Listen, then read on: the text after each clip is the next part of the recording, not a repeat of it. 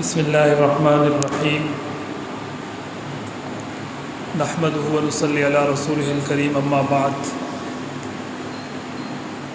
اعوذ باللہ من الشیطان الرجیم بسم اللہ الرحمن الرحیم وَلِلَّهِ عَلَى النَّاسِ حِجُّ الْبَيْتِ صدق اللہ العظیم۔ عزیزان گرامی قدر، حاضرین اور سوشل میڈیا کے ذریعے جن تک یہ آواز پہنچ رہی ہے، اپنے موبائل فون اور لیپ ٹاپ کے سامنے سننے والے ناظرین کو خانقاہ مالکیہ نقشبندیہ رشید آباد کی ہفتہ وار اصلاحی مجلس ذکر میں خوش آمدید کہتے ہیں۔ آج چونکہ کراچی شہر میں موسم ابر آلود ہے کافی، اور بارش کا ایک نہ تھمنے والا سلسلہ ہے، لیکن حضرت کے حکم کی تعمیل میں آج بھی یہاں مجلس ذکر کا انعقاد کیا گیا ہے، اور کچھ ساتھی بڑی ہمت کر کے تشریف لائے۔ مزید جو حضرات اس وقت سوشل میڈیا پر ہمیں دیکھ رہے ہیں، ان سے گزارش ہے کہ آگے بھی شیئر کریں تاکہ زیادہ لوگ اس آج کی نشست سے گھر میں بیٹھے مستفید ہو سکیں۔ آپ حضرات کے علم میں ہے، ذی الحج کا مبارک مہینہ شروع ہو چکا ہے۔ عشرہ ذی الحج کے اختتامی ایام چل رہے ہیں۔ سعودی عرب اور مکہ مکرمہ کے مطابق آج یوم الترویہ یعنی منا میں قیام کا دن ہے حجاج کرام کا، اور یقیناً یہ اہل عشق کا ایک بہت زبردست موقع ہوتا ہے، ایک قربانی کا، دوسرا حج کا۔ یہ دونوں مواقع عشق والوں کے لیے بہت بڑے مواقع ہوتے ہیں۔ قربانی میں بھی اہل عشق اپنے عشق کا اظہار کرتے ہیں، اور حج کے موقع پر بھی جانے والے حجاج کرام منا میں قیام، یعنی بظاہر اگر دیکھا جائے تو کوئی حاصل وصول نہیں ہے۔ منا میں الگ خواری کاٹی جا رہی ہے، اتنا لمبا قیام کیا جا رہا ہے، مشقتیں برداشت کی جا رہی ہیں، پھر اس کے بعد عرفات کے میدان میں جایا جا رہا ہے، لاکھوں لوگ ہیں، دکم بیل ساری چیزیں، لیکن بس ایک لبیک اللہم لبیک کی صدا ہے، اور لوگ مرد بوڑھے بچے عورتیں سب ایک ہی طرف جا رہے ہیں۔ تو یہی نظر آتا ہے کہ بس اللہ تعالیٰ اور اپنے رب سے عشق کا ایک ماحول ہے۔ اور اسی طرح اگر ہم قربانی کو دیکھیں تو وہاں بھی ہمیں یہی چیز نظر آتی ہے کہ پوری دنیا کے مسلمان اس ماہ ذی الحج میں 10 ذی الحجہ کو عید الاضحیٰ کے موقع پر رب کے حضور اپنی قربانی پیش کرتے ہیں۔ حالانکہ اللہ تعالیٰ قرآن مجید میں فرماتے ہیں لَن يَنَالَ اللَّهَ لُحُومُهَا وَلَا دِمَاؤُهَا، کہ اللہ کو نہ تو اس قربانی کا، اس جانور کا گوشت پہنچا ہے، نہ خون پہنچتا ہے۔ تو پھر مقصد کیا ہے؟ تو آگے اللہ تعالیٰ نے خود واضح ارشاد فرمایا وَلَٰكِن يَنَالُهُ التَّقْوَىٰ مِنكُمْ، کہ مقصود اور مطلوب اس قربانی سے وہ تمہارے اندر اس تقویٰ کا حصول ہے۔ تو ہم دیکھتے ہیں پوری دنیا میں مسلمان، حالانکہ کتنے پروپیگنڈے کیے جاتے ہیں اس چیز کے خلاف، قربانی کا موقع آتا ہے لبرل سیکولرز کی طرف سے ایک نئے پروپیگنڈے کا آغاز کر دیا جاتا ہے کہ قربانی کے پیسوں سے کسی غریب کے گھر میں جنریٹر کیوں نہیں دیتے، قربانی کے پیسوں سے کسی شاہراہ پر آپ واٹر کولر کیوں نہیں لگاتے۔ اس طرح کے پروپیگنڈے کہ قربانی کر کے جانور کو تکلیف دینا، خون بہانا، گندگی پھیلانا، اور پتہ نہیں طرح طرح کی باتیں سوشل میڈیا پر وائرل ہونا شروع ہو جاتی ہیں۔ لیکن الحمدللہ ہم دیکھتے ہیں کہ پوری دنیا میں اس طرح کی باتوں کو رد کیا جاتا ہے، پوری طرح سے اگنور کر دیا جاتا ہے، اور مسلمانان عالم پوری دنیا میں اس فریضے کو ادا کرتے ہیں الحمدللہ۔ اور اس سال بھی ہمارے سامنے مہنگائی کہاں پر ہے؟ مہنگائی کا عروج ہے اس وقت، پوری دنیا میں ہے، ہمارے ملک میں بھی ہے، لیکن اس کے باوجود مسلمانوں کا جوش اور جذبہ، ہم خود کئی دفعہ منڈی گئے جانوروں کی خریداری کے لیے، ہم نے دیکھا وہاں پر لوگوں کو مہنگے سے مہنگا جانور تلاش کر رہے ہیں، پیسے لگا رہے ہیں۔ مقصد کیا ہے؟ ایک ہی مقصد ہے کہ اللہ کی راہ میں جو چیز ہم خرچ کرنے جا رہے ہیں، اور یعنی بظاہر بے دین قسم کے لوگ جن کی نہ داڑھی ہوگی، نہ ان کے سر پہ ٹوپی ہوگی، پینٹ شرٹ میں ہوں گے، 3 پیس میں ہوں گے، ٹائی میں ہوں گے، لیکن انہی لوگوں کو ہم نے دیکھا کہ اچھا جانور، اور زبان پر یہی ہوتا ہے کہ اللہ کے راستے میں اگر ایک چیز قربان کرنی ہے تو کم از کم وہ چیز اچھی تو ہو، اس پر پیسہ تو خرچ ہوا ہو، پھر وہ 10 دن پہلے لے آتے ہیں۔ 15 दिन پہلے لے آتے ہیں کہ اس کو زیادہ سے زیادہ اپنے ساتھ پال کر مانوس کریں، اور مانوس کرنے کا مقصد یہ ہو کہ جب اس کے گلے پر چھری پہرے تو اس وقت ہمارے دل کو تکلیف ہو۔ تو بہت ساری چیزیں ہیں، یہ سب ذی الحج کا جو عشر ذی الحج ہے یہ پورا عشق سے معمور 10 دن ہے، اور قرآن نے ویسے ہی نہیں ان 10 دنوں کی قسم اٹھائی ہے، والفجر ولیال عشر۔ پھر اس کے بعد کل یوم عرفہ ہے، خطبہ حج ارشاد کیا جائے گا، اور حج کا حج اکبر یعنی کل جمعے کا بھی دن ہے چونکہ، تو خطبہ حج بھی ہوگا اور ساتھ میں اس کے بعد خطبہ جمعہ بھی ہوگا، تو حج اکبر کا موقع ہے، بہت بڑا دن ہے۔ پھر یوم عرفہ، حضور علیہ السلام نے فرمایا کہ یوم عرفہ کا روزہ رکھنے والے کے لیے میری طرف سے بشارت ہے کہ اس کے گزشتہ سارے گناہ معاف کر دیے گئے۔ تو کم از کم ان 10 دنوں میں ہمیں چاہیے کہ ہم ان دنوں کا احترام کریں، اور جتنا ہم سے ہو سکے عبادات میں گزاریں، اور کوشش کریں کہ ہمارے یہ دن ضائع نہ ہوں۔ اور یہاں ظاہر خانقاہ میں آنے کا ہمارا مقصد بھی یہی ہوتا ہے کہ ہم دوبارہ سے اپنے اس بھولے ہوئے سبق کو دہرائیں، مذاکرہ ہو، تکرار ہو، اور وہ جو چیزیں ہم سے بھول چکی ہیں وہ دوبارہ یاد دہانی ہو جائے، ریمائنڈ ہو جائیں، تازہ ہو جائیں۔ تو الحمدللہ آج بھی آپ حضرات یہاں تشریف فرما ہے، تو میں آج کی مجلس کا آغاز کرنا چاہوں گا تلاوت کلام پاک سے۔ حافظ عزیر احمد سے گزارش کروں گا کہ تلاوت سے آغاز فرمائیں۔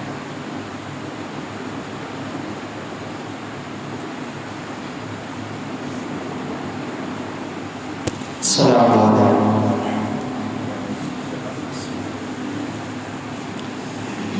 اعوذ باللہ من الشیطان الرجیم، بسم اللہ الرحمن الرحیم۔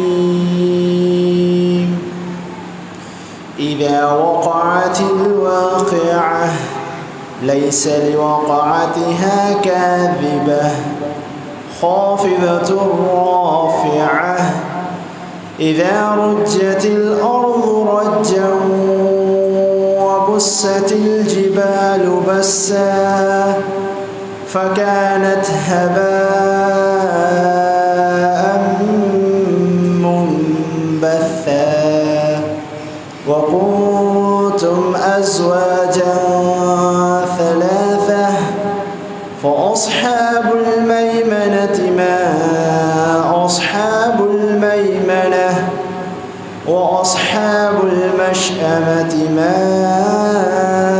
أصحاب المشأمة والسابقون السابقون أولئك المقربون في جنات النعيم صدق الله العظيم۔ جزاک اللہ۔ تلاوت کلام پاک سے آغاز کر رہے تھے حافظ عزیر احمد، اور ظاہر مکہ مکرمہ جانے والے جو مسلمان ہوتے ہیں ان میں سے کوئی ایسا بالکل بھی نہیں ہوگا کہ جو مدینہ نہ جانا چاہے۔ مکہ جانے والے یقیناً اس بات کی خواہش اور دل میں تڑپ رکھتے ہیں کہ مدینہ کب جائیں گے وہ، اور وہ لوگ تو وہاں سے مدینہ چلے جائیں گے، لیکن ہم تصورات میں جانا چاہیں گے، اور یہی اس دین کی خاصیت ہے اور خوبصورتی ہے کہ یہاں بیٹھے بھی آپ مدینہ کو اپنے تصورات میں لا سکتے ہیں اور وہاں حاضری دے سکتے ہیں۔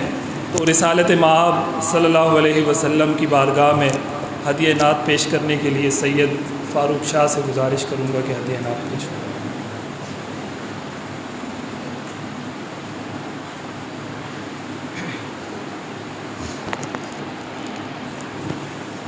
السلام علیکم ورحمۃ اللہ وبرکاتہ۔ درود پاک محمد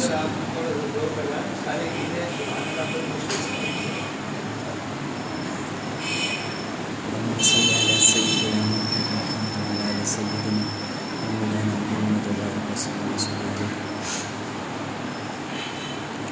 حمد باری تعالیٰ کے دو اشعار پیش کر کے پھر انشاءاللہ نعت کی طرف چلتے ہیں۔ حضرت جی کے پسندیدہ اشعار اسی سے آغاز کر رہا ہوں۔ تاکہ آپ بیدار بھی ہو جائیں تھوڑے سے.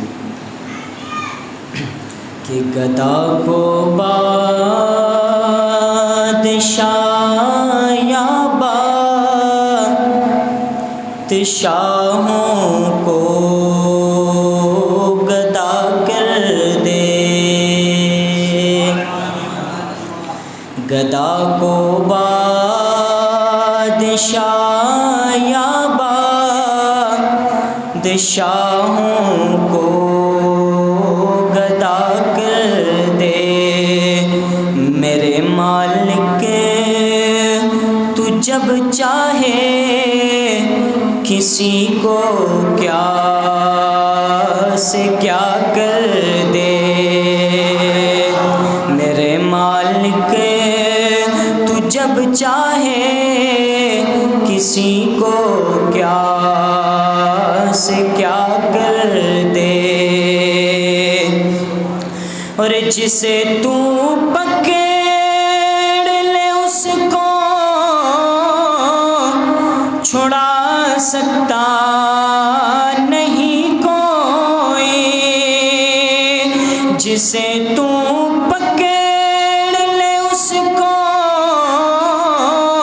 چھڑا سکتا نہیں کوئی.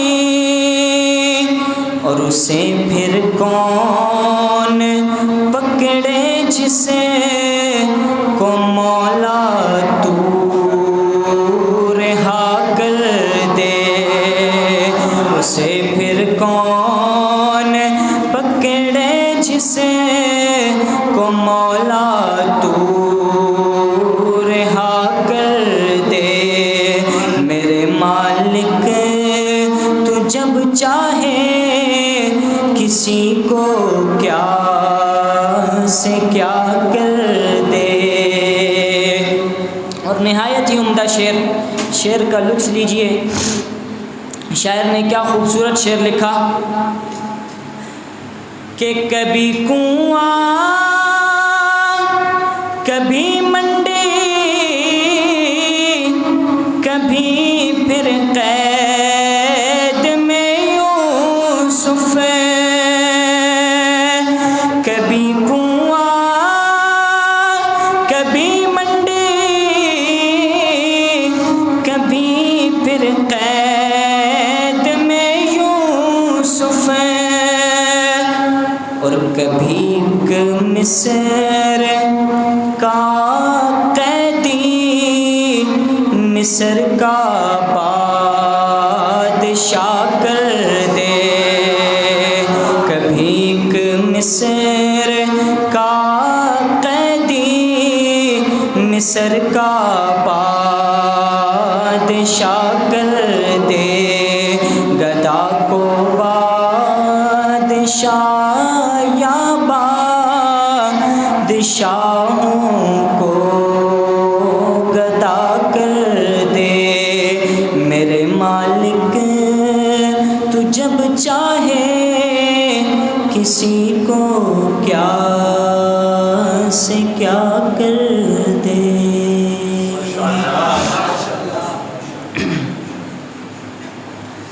حج کے ایام چل رہے ہیں اور وہاں ہر قبیلے ہر شخص ہر ملک سے لوگ جمع ہیں. تو آئیے ہم بھی تصورات کی دنیا میں وہاں جاتے ہیں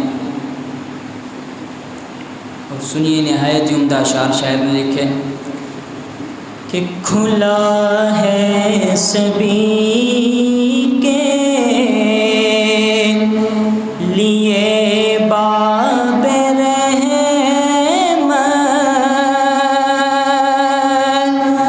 وہاں کوئی رتبے میں ادنا نہ عالی. کھلا ہے سبھی کے لیے باب رحمت. وہاں کوئی رتبے میں ادنا نہ عالی.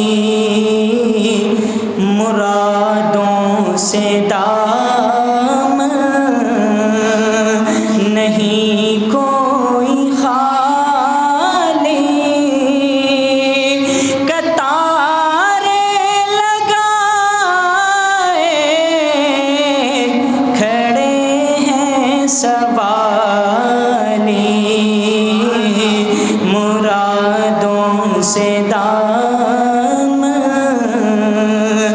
نہیں کوئی خالی،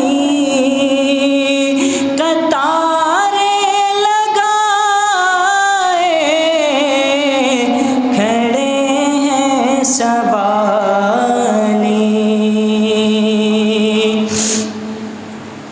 اور میں پہلے جب مدینے گیا تھا تو تھی دل کی حالت تڑپ جانے والی، میں پہلے جب مدینے گیا تھا تو تھی دل کی حالت تڑپ جانے والی، کیونکہ وہ دربار سچ مچ میرے سامنے تھا، ابھی تک تصور تھا جس کا خیالی، وہ دربار سچ مچ میرے سامنے تھا، ابھی تک تصور تھا جس کا خیالی، مرادوں سے دام نہیں کوئی خالی، قطاریں لگائے کھڑے ہیں سوالی،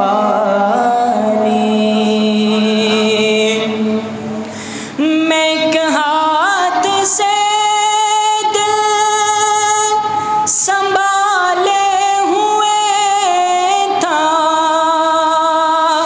تو تھی دوسرے ہاتھ روزے کی جالی، میں ایک ہاتھ سے دل سنبھالے ہوئے تھا تو تھی دوسرے ہاتھ روزے کی جالی، دعا کے لیے ہاتھ اٹھتے تو کیسے، دعا کے لیے ہاتھ اٹھتے تو کیسے، نہ یہ ہاتھ خالی نہ وہ ہاتھ خالی، دعا کے لیے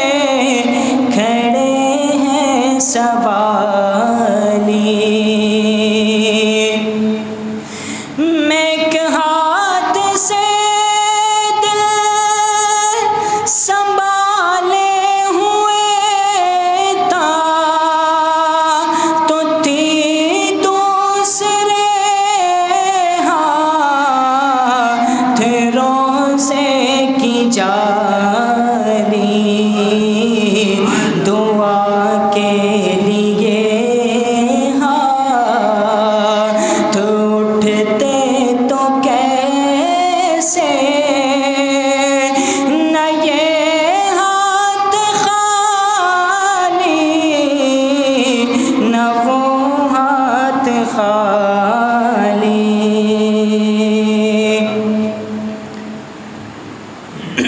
اور دنی اپنی قسمت کا ہے تو وہی ہے تیار نبی جس نے آنکھوں سے دیکھا مقدر ہے سچا مقدر اسی کا نگاہ کروں جس پہ آقا نے ڈالی مقدر ہے سچا مقدر اسی کا نگاہ کروں جس پہ آقا نے ڈالی. اور میں اس آستانے حرم کا گدا ہوں جہاں سے جھکاتے ہیں شاہان عالم. میں اس آستانے حرم کا گدا ہوں جہاں سے جھکاتے ہیں شاہان عالم. مجھے تاجداروں سے کم مت سمجھنا مجھے تاجداروں سے کم مت سمجھنا میرا سر ہے شایان تاج بلالی مجھے تاجداروں سے کم مت سمجھنا میرا سر ہے شایان تاج بلالی.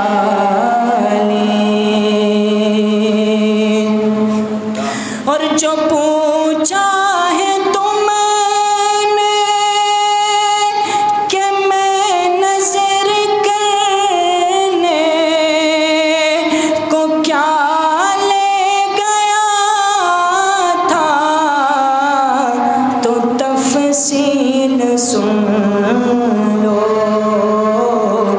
تھا نعتوں کا ایک ہار عشقوں کے موتی تھا نعتوں کا ایک ہار عشقوں کے موتی درودوں کے گجرے سلاموں کی ڈالی مرادوں سے دامن نہیں کوئی خالی قطاریں لگائے کھڑے ہیں سوالی. اور میں توصیف سرکار تو کر رہا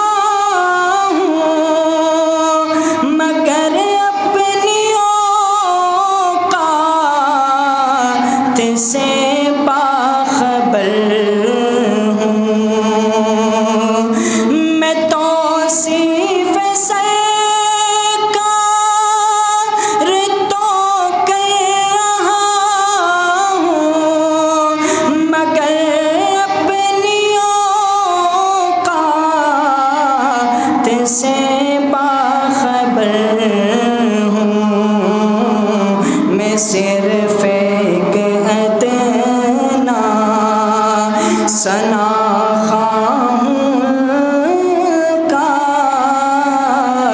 میں صرف ایک ادنا شناخواہ کا، کہاں میں کہاں نعت اقبال و حالی، میں صرف ایک ادنا شناخواہ کا، کہاں میں کہاں نعت اقبال و حالی، کھلا ہے سبھی کے لیے باب رحمت، وہاں کوئی رتبے میں ادنا نہ عالی، مرادوں سے دامن نہیں کوئی خالی، قطاریں لگائے کھڑے ہیں سوالی۔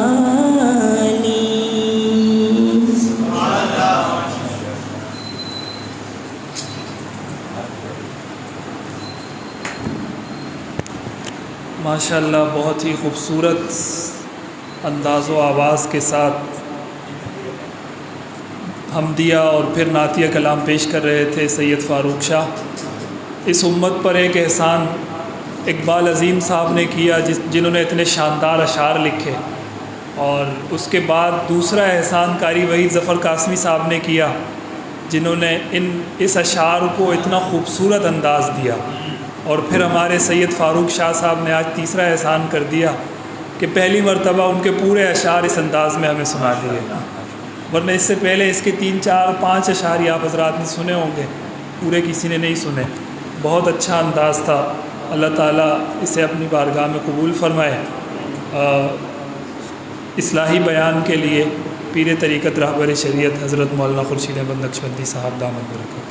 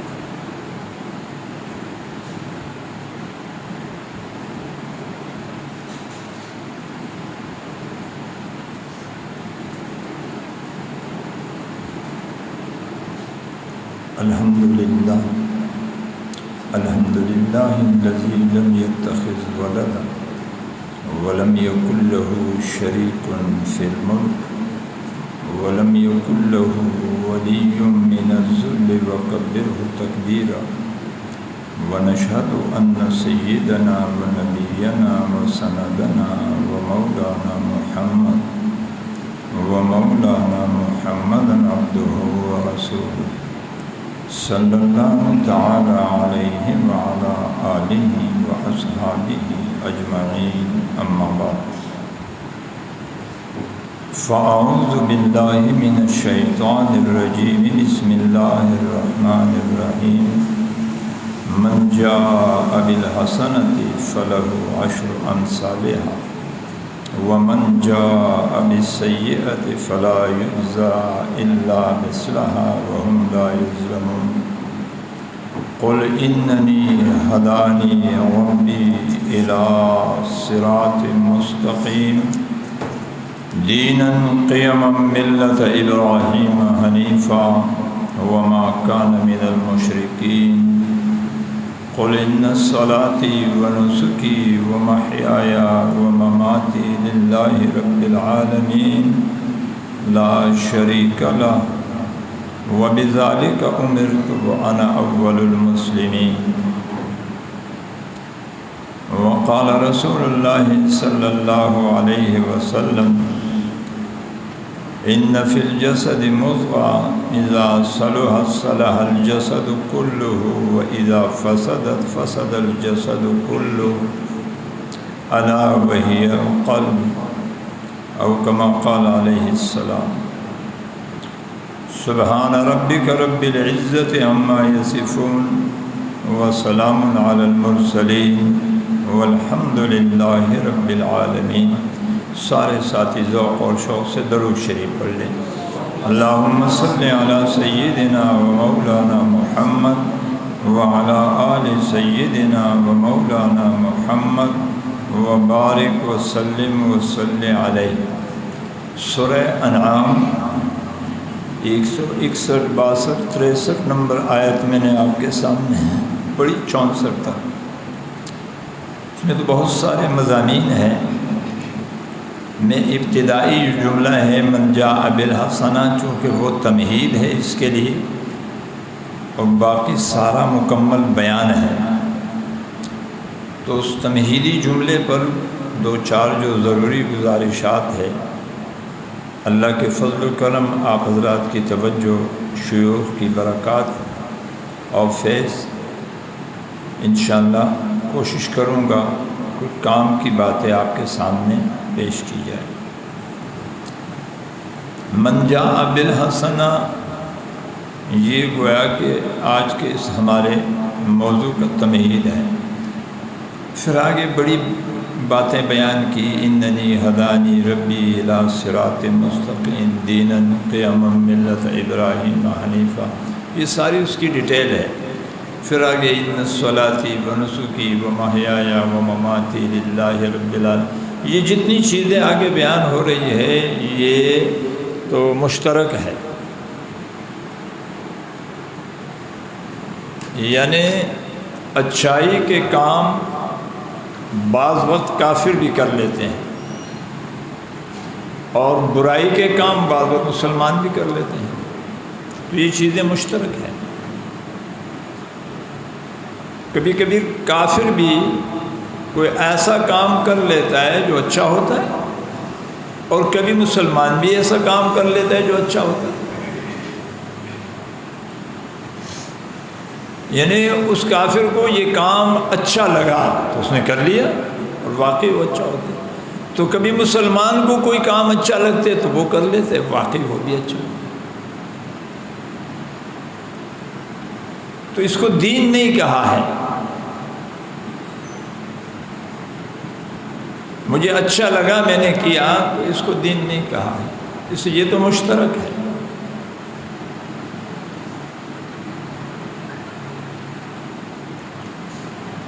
قرآن کریم میں ہے افمن شرح اللہ صدرہ للاسلام فہو علی نور من ربہ، اور جس کے لیے، جس کے سینے کو اللہ تبارک و تعالیٰ اسلام کے لیے کھول دے، تو اس کے سینے میں اللہ کی طرف سے ایک نور آ جاتا ہے۔ وہ نور قلب اطہر، قلب مصطفیٰ صلی اللہ علیہ وسلم کے قلب مبارک سے آتا ہے، براہ راست نہیں آتا ہے۔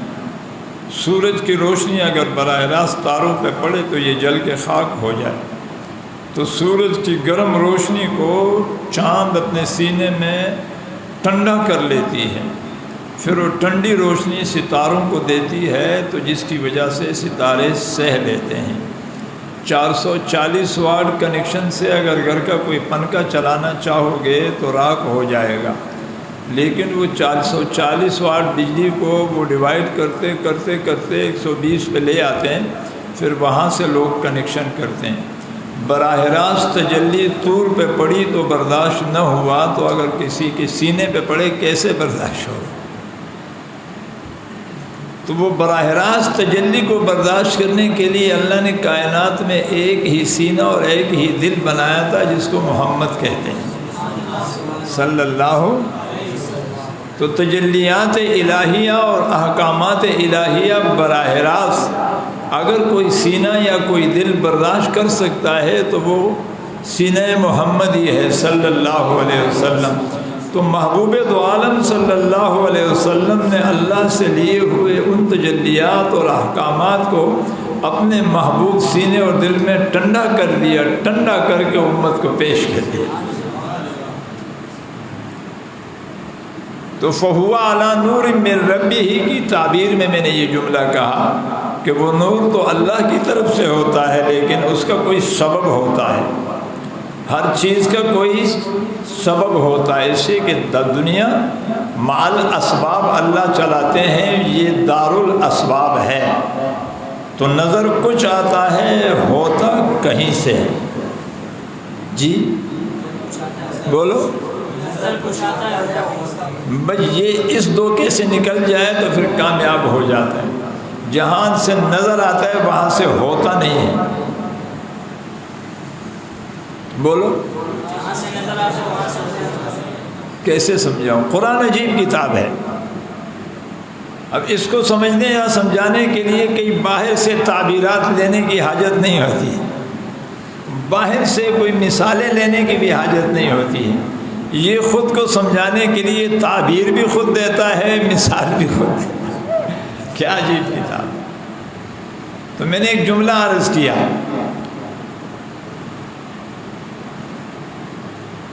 کہ نظر کہیں سے آتا ہے اور ہوتا، بولو، نظر کہیں سے آتا ہے اور ہوتا، جہاں سے نظر آتا ہے وہاں سے ہوتا نہیں ہے۔ مثال کے طور پر ایک پینٹر ہے، اچھا پینٹر ہے، اس کے دل میں خیال آیا کہ میں اس دیوار پر قرآن کی کوئی آیت یا قرآن کا کوئی جملہ لکھ دوں۔ خیال کہاں پیدا ہوا؟ بولو یار، خیال کہاں پیدا ہوا؟ اب اس کے لیے منصوبہ کہاں بنے گا؟ خیال کہاں پیدا ہوا؟ منصوبہ کہاں بنا؟ خیال کہاں پیدا ہوا؟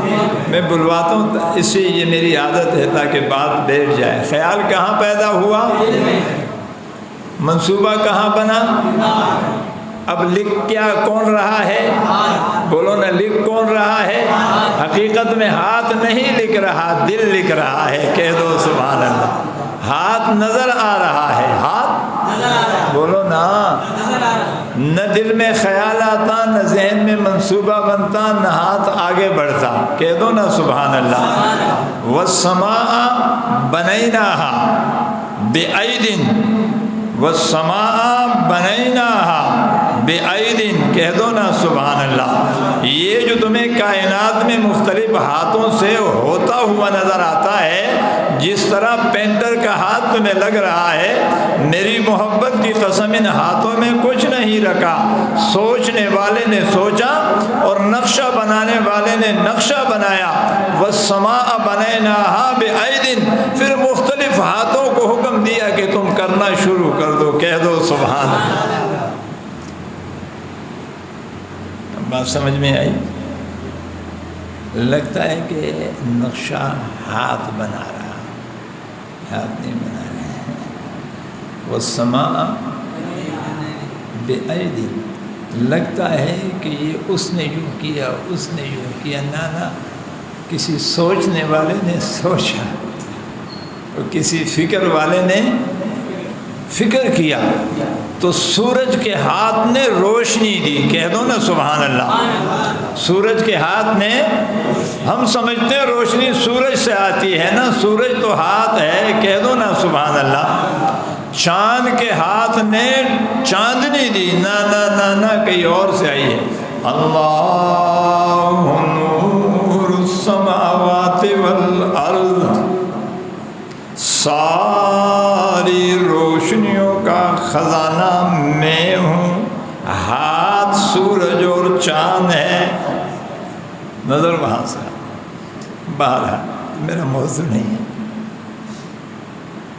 تو میں عرض کر رہا تھا کہ کبھی کسی کام کو، کوئی کام مجھے اچھا لگے میں اسے کر لوں تو مسلمان بھی کر لیتے ہیں، کبھی کوئی کام مجھے اچھا لگے تو میں کر لوں، کافر بھی کر لیتے ہیں۔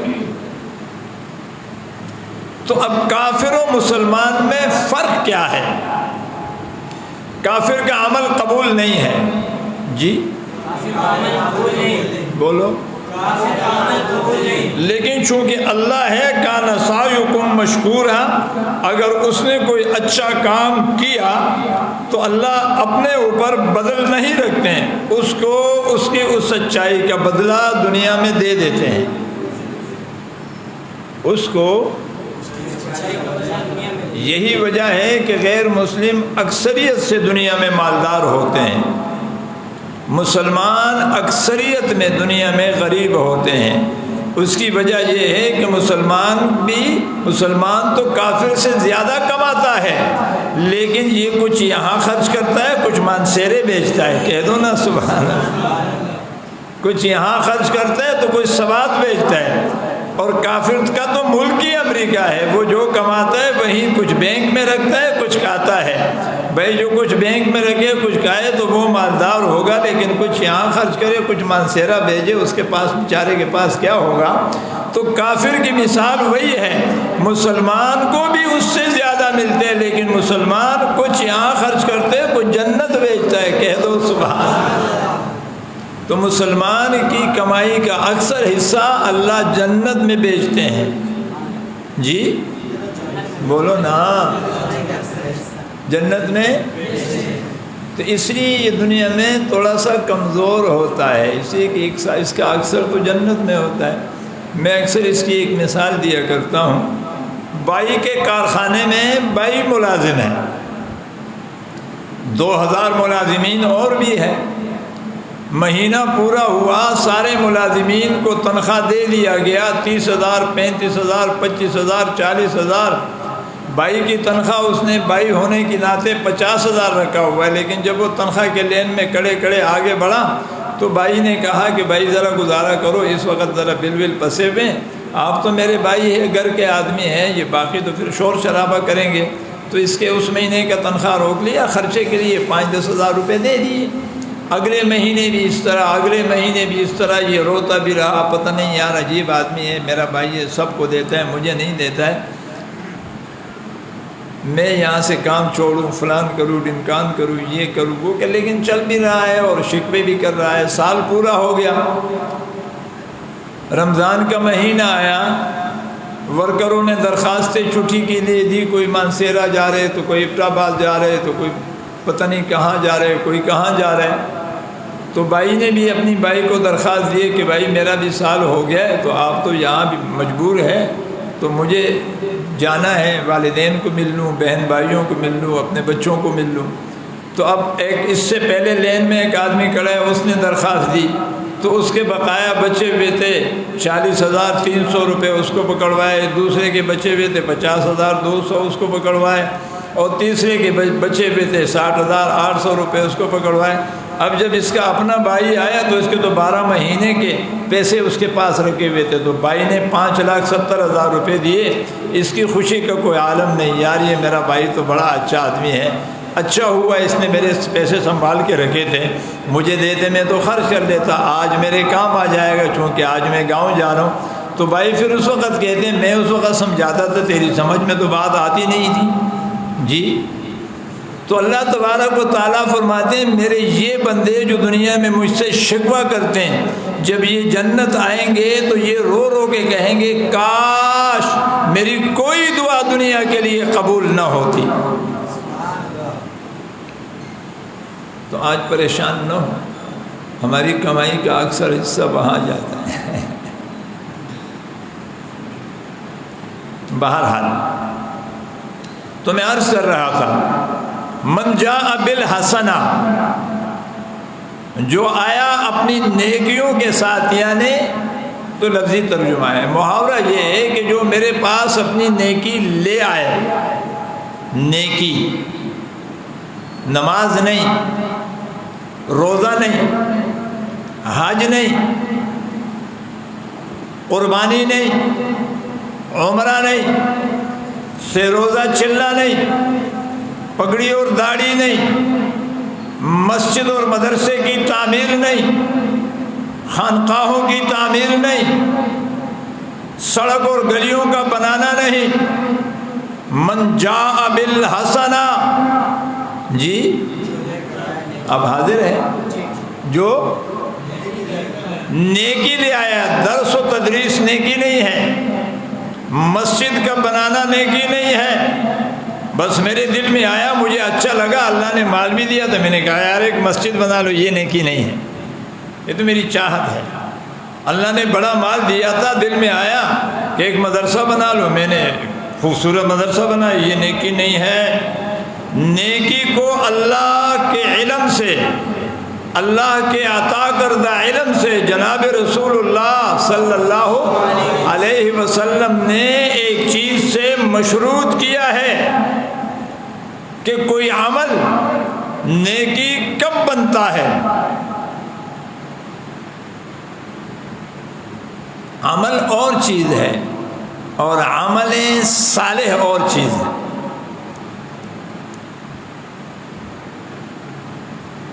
من عمل عملا صالحا،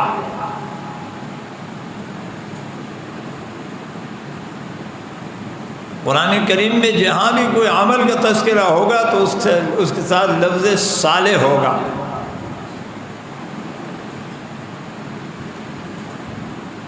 تو یہ جتنے بھی ہم کام کرتے ہیں اس میں کوئی کام بھی نیکی کا نہیں، یہ تو ہم بھی کرتے ہیں، ہمارے ساتھ جو منافق رہتے ہیں وہ بھی کرتے ہیں، اور اس میں سے بہت سارے کام جو کافر ہے وہ بھی کر لیتے ہیں۔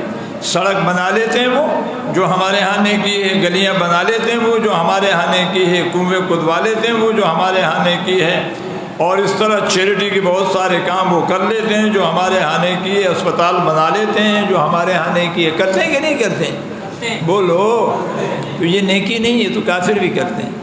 کافر کا نیکی کے ساتھ کیا بات؟ تو منافق بھی کرتے ہیں۔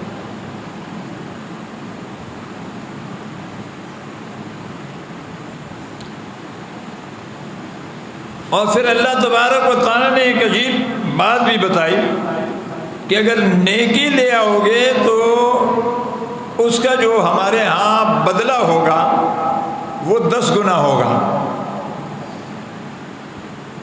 اس کا جو انعام ہوگا وہ جنت ہوگا، میری رضا ہوگی، 10 گنا ہوگا۔ اور اگر نافرمانی لے کے آؤ گے تو ایک نافرمانی کا جو انعام ہوگا، جو بدلہ ہوگا، جو سزا ہوگا وہ ایک ہوگا۔ لیکن اگر نیکی ہو عمل نہیں، جی اگر نیکی ہو، بڑی قیمتی بات کرنے لگا ہوں، بڑا قیمتی نکتہ اللہ نے ذہن میں ڈالا، متوجہ ہو جاؤ۔ اگر نیکی ہو تو پھر نیکی میں اللہ نے وہ اثر رکھا ہے جو عصائے موسیٰ میں رکھا تھا۔ جی بولو، عصائے موسیٰ حسنات میں سے ایک نیکی تھی، اور جادوگروں کے سانپ یہ سیئات تھے۔ اس سیئات نے زمین کا سینہ بھر لیا، لیکن عصائے موسیٰ جیسے زمین پہ گرا سارے سیئات کو نگل گئے۔ کہہ دو سبحان اللہ۔ قرآن نے اسی تصور کو اپنے انداز میں پیش کیا ہے، ان الحسنات یذہبن السیئات۔ کہہ دو سبحان اللہ۔ ان الحسنات، بولو، جیسے آدمی نا اپنے نوالے میں 2 جھینگے رکھ کے یذہبن السیئات،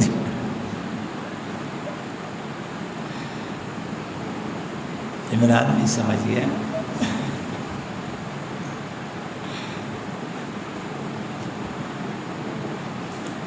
ہماری کل کی دعوت میں کسی نے جھینگے اور مچھی رکھے ہیں، اس لیے عمران ہنسا اور یہ ہنسا. ان الحسنات یذہبن السیئات، حسنات میں ایک کمال عمل میں نہیں، نماز میں یہ قوت نہیں ہے جب تک وہ حسنہ نہ بنے. ہم نے اس اٹک بیٹک کو حسنات سمجھا، اور کسی نے سیمنٹ بجری اور سریا کو حسن. بھائی یہ تو سیمنٹ ہے، یہ تو نیکی نہیں ہے، یہ تو پنکا ہے، اس کو تو نیکی نہیں بولتے. یہ دروازہ ہے، یہ اسپیکر ہے، اس کو تو نیکی نہیں بولتے. نیکی تو کوئی اور چیز ہے. بخاری کی پہلی حدیث گویا اس سے آسانی سے سمجھ میں آ جاؤ گے کہ جب بھی بندہ کسی عمل کی طرف بڑھتا ہے، بولے بولو بولو بولو بولو اور زور سے. تو امام بخاری وہ ایک حدیث پہلے لایا ہے اس لیے کہ عمل کی طرف بڑھنے سے پہلے پہلے پہلے پہلے اس سے بھی پہلے انی وجہ، تو یہ اس سے بھی پہلے ہے. اللہ اکبر سے پہلے ہے انی وجہ، تو پھر یہ اس سے بھی پہلے ہے. بولو نا. اور لبیک یہ اس سے بھی پہلے ہے. کیا سمجھاؤں آپ کو؟ قیام پہلے ہے اور رکوع، تو انی وجہت وجہی للذی فطر السماوات والارض یہ اس سے بھی پہلے ہے. امام بخاری جو یہ حدیث لائے ہیں انما الاعمال بالنیات، اس میں اشارہ یہ ہے کہ جب بھی مسلمان جب بھی کسی عمل کی طرف بڑھتا ہے، مسجد بنانے کا عمل، مدرسہ بنانے کا عمل، خانقاہ بنانے کا عمل، نماز پڑھنے کا عمل، طواف کرنے کا عمل، سے روزہ اور چلہ لگانے کا عمل، داڑھی اور عمامہ سجانے کا عمل، درس و تدریس کرنے کا عمل، جب بھی یہ کسی عمل کی طرف بڑھتا ہے، قربانی کا عمل، جب بھی یہ کسی عمل کی طرف بڑھتا ہے، تو اس عمل سے پہلے اس عمل سے پہلے اس عمل سے پہلے یہ اپنی دل کی طرف متوجہ ہوتا ہے کہ دل کا قبلہ کس طرف ہے.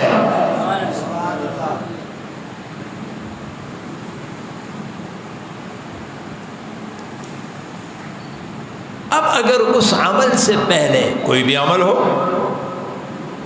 مشروع ہو،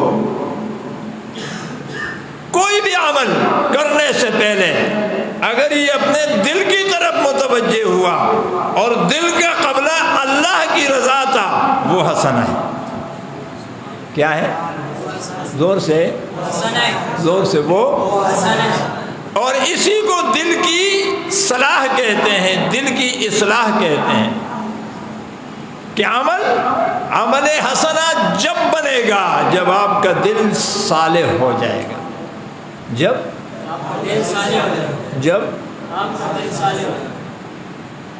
دل صالح ہوگا تو عمل صالح ہوگا. وہ اتنا سا عمل ہوگا لیکن وہ اللہ کے ہاں بڑا وزنی ہوگا، اس لیے کہ عمل کا وزن دل کی اصلاح کے حوالے سے بڑھتا اور گھٹتا ہے.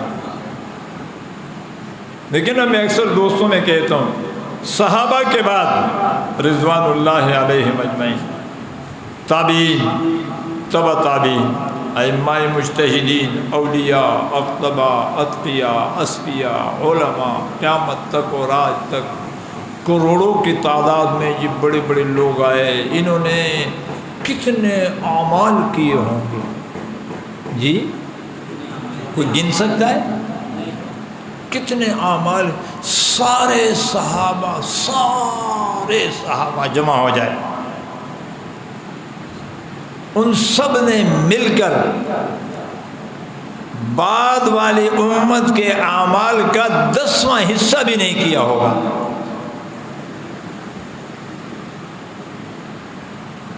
یعنی اس امت نے اتنے اعمال کیے مل کے کہ اگر یہ بعد والے تابعین، تبع تابعین، ائمہ مجتہدین، سلف صالحین، یہ اکابر، یہ علماء، اصفیاء، اتقیاء، یہ سارے ان کے اعمال اگر اس طرح جمع کر لیے جائے کہ یہ 1 کروڑ ہے تو سارے صحابہ کے اعمال 10 لاکھ ہوں. لیکن یہ سارے مل کر قیامت تک اعمال کرتے رہے. یہ سارے مل کر بولو کسی ایک صحابی کے ایک سبحان اللہ کا درجہ اور ثواب نہیں پا سکتے.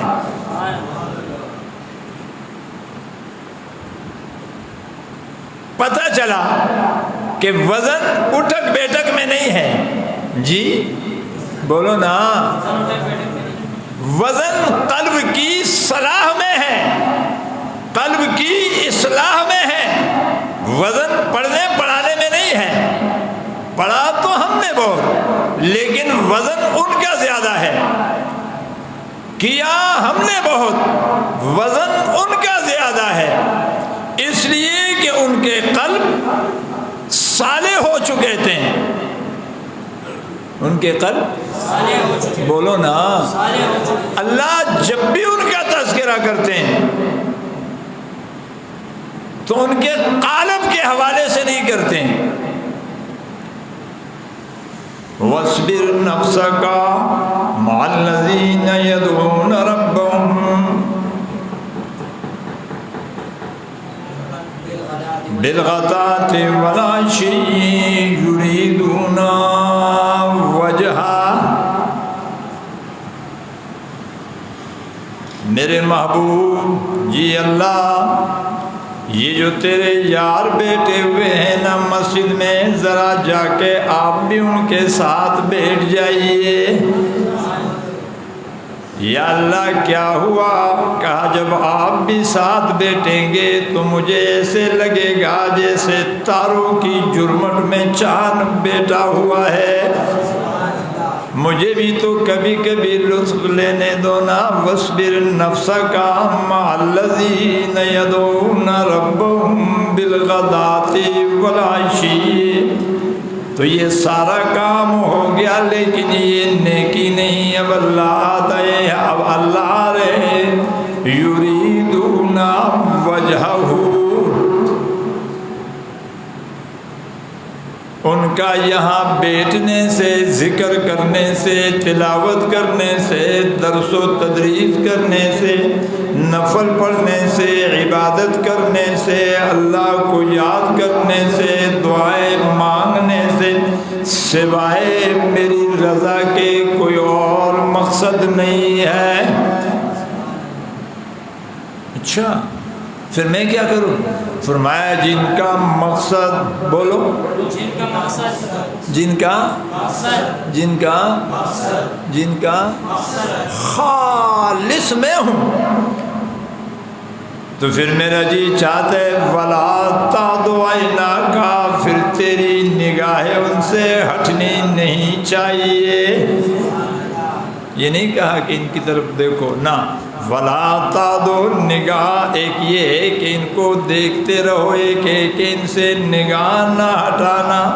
وَلَا تَعْدُ عَيْنَاكَ عَنْهُمْ، ان سے نظر نہیں ہٹانی. ان سے یا اللہ نظر سے کیا ہوگا؟ تو آواز آتی ہے فَإِنَّكَ بِأَعْيُنِنَا، میں اللہ تجھے دیکھتا رہوں، تو ان کو دیکھتا رہے. کہہ دو نا سبحان اللہ. میں تجھے دیکھتا رہوں اور تو ان کو دیکھتا رہے. یہ صدیق کو تو دیکھے گا، یہ سلمان کو دیکھے گا. سلمان تو نے قاسم کو دیکھنا ہے، قاسم تو نے امام جعفر کو دیکھ. کے دو نا سبحان اللہ. وَلَا تَعْدُ عَيْنَاكَ عَنْهُمْ، ان سے نظر نہ ہٹانا. تو میں عرض کر رہا تھا کہ جب بھی صحابہ کا تذکرہ ہوگا تو قلب کا ہوگا، قالب کا نہیں ہوگا. جی بولو. ان الذین یغضون اصواتهم عند رسول اللہ اولئک الذین امتحن اللہ علی سمعهم وابصارهم اولئک الذین امتحن اللہ علی قلوبهم۔ اللہ نے صحابہ کے کانوں کا، زبانوں کا، ہاتھوں کا، پاؤں کا امتحان نہیں لیا۔ امتحن اللہ قلوبهم، میں اللہ نے صحابہ کے دلوں کا امتحان لیا۔ میں نے دلوں کو کھول کے دیکھا تو دلوں میں سوائے تقویٰ میری مرضی اور رضا کے سوا کچھ نہیں تھا۔ دل صالح ہوا تو نماز نیکی ہو گئی۔ نماز نیکی ہو گئی، بولو نا۔ دل صالح ہوا تو درس و تدریس نیکی ہو گئی۔ دل صالح ہوا، مسجد میں ایک اینٹ لگایا نیکی ہوئی، اور دل صالح نہیں 10 پوری مسجدیں بنائی نیکی نہیں۔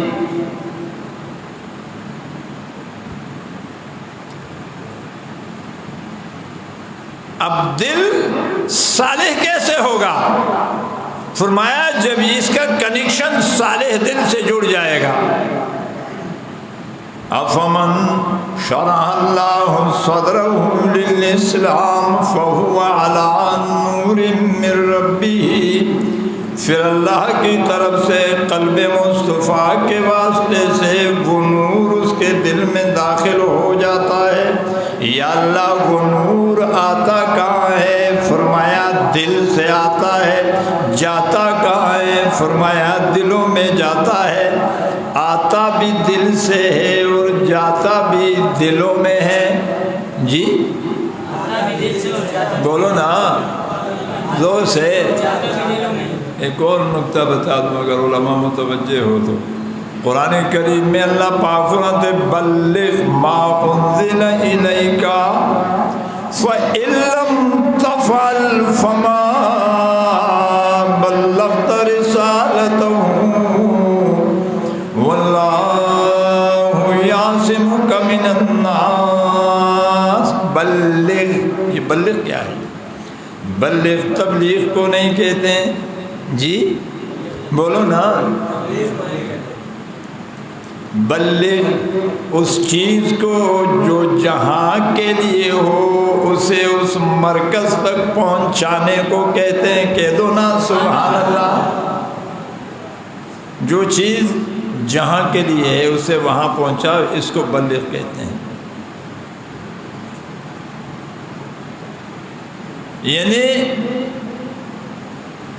اس دین کو اس انداز سے پیش کر دو۔ جی بولو نا۔ کہ وہ آپ کے ذریعے ان کے دل میں منتقل ہو جائے۔ اسی کہ دین کا مرکز دل ہے۔ جی بولو نا۔ زبان تو ترجمان ہے، دین کا مرکز دل ہے۔ تو دل میں میری تبلیغ سے دین جب پہنچے گا جب میں خود سرافہ تبلیغ بن جاؤں گا۔ جی میرے کرتوت، میرے کردار، میرا اخلاق، میرا اٹھنا بیٹھنا، میری نرمی، میرا محبت، میرا پیار، میرا ایثار، میری ہمدردی، میری غمخواری، میرا کسی کے دکھ درد میں شریک ہونا، میرا کسی کی پریشانی کو محسوس کرنا، جب یہ میں ان خوبیوں کا حامل ہو جاؤں گا، ان خوبیوں کے ساتھ جب میں کسی کے دروازے پہ دستک دوں گا اسے دین کی طرف بلانے کے لیے، تو وہ زبان حال سے کہے گا میں تو خود آنے والا تھا، تو نے کیوں تکلیف کی؟ اللہ اکبر کبیرہ۔ مجھے بات یاد آ گئی، وہ جو ان کا بیٹا وہ شہزادہ آیا تھا، نام میں بھول گیا. ایک شہزادہ جب گرفتار ہو کے آیا تو اللہ کے رسول نے صحابہ سے فرمایا جرنیل بھی ہے، شہزادہ بھی ہے، مالدار بھی ہے، قوی بھی ہے، سرخ و گورا بھی ہے، لمبا تڑنگا بھی ہے، باروب بھی ہے، عجیب کیفیت کا مالک ہے. اللہ کے رسول صلی اللہ علیہ وسلم نے پوچھا کیا ہونا چاہیے تیرے ساتھ؟ بڑے اکڑ کے اس نے کہا اگر قتل کرتے ہو تو کوئی پوچھنے والا ہے پوچھ لے گا، پیسے چاہیے تو بچاؤ، بتاؤ کتنے چاہیے، ویسے چھوڑ دو تو تمہاری مرضی. اللہ کے رسول صلی اللہ علیہ وسلم نے فرمایا اسے مسجد نبوی میں کسی ستون کے ساتھ باندھے رکھو. 24 گھنٹے گزر گئے. اگلا دن شروع ہوا. آقا پھر آئے، پوچھا ان سے کہ کیا ہونا چاہیے تیرے ساتھ؟ اب جملے جو مقدم تھا وہ مؤخر ہو گیا، جو مؤخر تھا وہ مقدم ہو گیا. صرف 24 گھنٹے صحابہ کے ساتھ گزارے. کہہ دو سبحان اللہ. پہلے دن بڑے اوکڑ سے کہا قتل کرتے ہو تو قتل کر لو، کوئی پوچھنے والا ہے، میں کوئی یتیم تھوڑی ہوں. پیسے چاہیے تو بولو، معاف کرتے ہو تو تمہاری مرضی. اگلے دن آقا نے پوچھا کیا ہونا چاہیے تیرے ساتھ؟ کہا دیکھو اگر پیسے چاہیے میں دے دیتا ہوں بدلے میں، ویسے چھوڑو تو آپ کی مرضی، قتل کرو تو کوئی پوچھ لے گا، قتل کو سب سے آخر میں کر لیا. اللہ کے رسول نے فرمایا آج بھی بندہ رہنے دو. تیسرا دن ہو گیا، 72 گھنٹے ہو گئے. یہ ہے سے روزہ.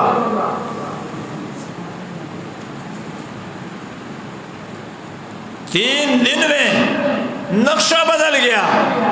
آخری دن جب آپ علیہ السلام آئے، پوچھا کیا ہونا چاہیے آپ کے ساتھ؟ کہا اگر چھوڑو تو آپ بڑے کریم ہیں. انداز بدل گیا. اللہ کے رسول نے فرمایا ان کے ہاتھ پاؤں کھول دو. کھول دیے. یعنی صحابہ نے 3 دن مسجد نبوی میں وہ تو بندہ رہا، لیکن صحابہ کے اعمال کو وہ دیکھتا رہا، ان کی زندگیوں کو وہ لکھتا رہا اپنے دل کے کتاب میں. تو اللہ کے رسول نے فرمایا صلی اللہ علیہ وسلم جاؤ آپ رہا ہے. دوڑے ہوئے گئے. آپ کی توجہ ہے؟ میں نے بات کہاں چھوڑی تھی بتاؤ؟ وہ آدمی کسی کے دروازے پہ گیا، دستک دیا دعوت دینے کے لیے. یاد ہے آپ کو؟ وسطت آدش. بات کو یاد رکھا کرو. میں جوڑ لگانے کے لیے آگے پیچھے چلے جاتا ہوں، واپس آتا ہوں، پھر جوڑ لگاتا ہوں، جیسے یہ بلڈنگ والے جوڑ لگاتے ہیں. دوڑا ہوا گیا. جس سپیڈ سے گیا تھا تھوڑی دیر میں اس سے زیادہ سپیڈ سے واپس آیا. جی بولو نا، زور سے بولو یار. جس سپیڈ سے گیا تھا، مجھے پتا ہے آپ کو سردی لگی ہوئی ہے، کپڑے گیلے ہیں، ہمت سے کام کرو. ہم نے بھی زبردست دال بنایا ہوا ہے، گرم نہ آ جائیں گے انشاءاللہ. جس سپیڈ سے گیا تھا اس سے زیادہ سپیڈ سے واپس آیا. اللہ کے رسول نے دیکھا تو حیران ہو گئے اور سیدھے آقا کے قدموں میں بیٹھ کے کہا ہم نے تو آپ کو رہا کیا تھا. کہا عجیب رہائی ہے، دل کو اپنے پاس رکھا، جسم کو چھوڑا، میں دل کو لینے آیا ہوں.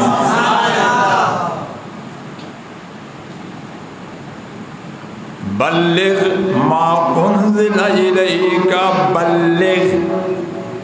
ایسا کردار پیش کرو، ایسی محبت پیش کرو، ایسی غمخواری پیش کرو، ایسا ایثار اور ہمدردی کا مظاہرہ کرو، ایسا لوگوں کے دکھ درد اور غمی میں شریک ہو جایا کرو، ایسا لوگوں کی خوشیوں کو دوبالا کرنے کے لیے کچھ بھاگ دوڑ کیا کرو. بلغ کہہ دو نا سبحان اللہ. جب یہ انداز اور کردار اپناؤ گے اور کسی کے دروازے پہ دستک دو گے، پیدا کرنے والے رب کی قسم وہ نکلنے والا شخص کہے گا میں کیا، میرا دل بھی حاضر ہے.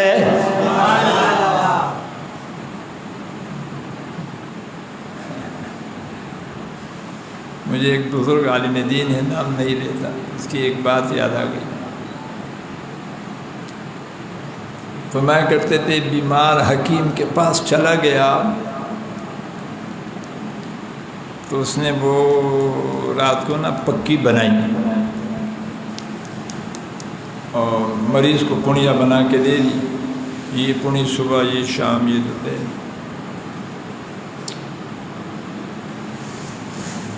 اچھا اس نے وہ جب پکی نہ پاکنے لگا تو آدھا ادھر گیا، ادھر بھی گیا، ادھر بھی گیا، ادھر بھی گیا نا، یہ وہ خشک تھا نا جی، زور آئے خشک ملاچی کر رہا، پسڑی پرنجی لگ گئی،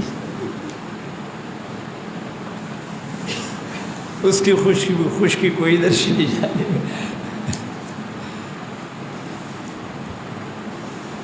تو حضرت فرمانے لگے کہ ہوشیار حکیم، بولو بولو بولو بولو، بڑا قیمتی نسخہ ہے، بولو ہوشیار۔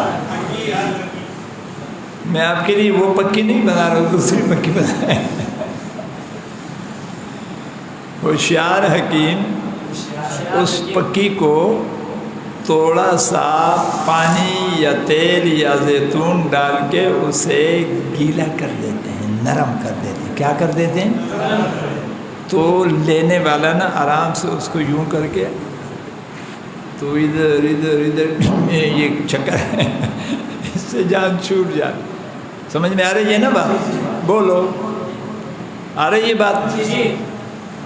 پکی کو اگر گیلا کیا جائے تو استعمال کرنے کے والے کے لیے استعمال کرنے میں آسانی ہوتی ہے، بولو فرمایا بلغ ما انزل الیک محبوبہ، جی اللہ دن کو جس کے دروازے پہ دستک دینی ہے، جو پکی آپ نے تیار کی ہے، کوٹی ہے ہدایت کے لیے، کہہ دو نا سبحان اللہ۔ جو ہدایت کی پکی محبوبہ بنا کے ساتھ لے کے جا رہے ہو، دروازے پہ دستک دے کے اسے بلا رہے ہو، تو ذرا راتوں کو اٹھ کے یا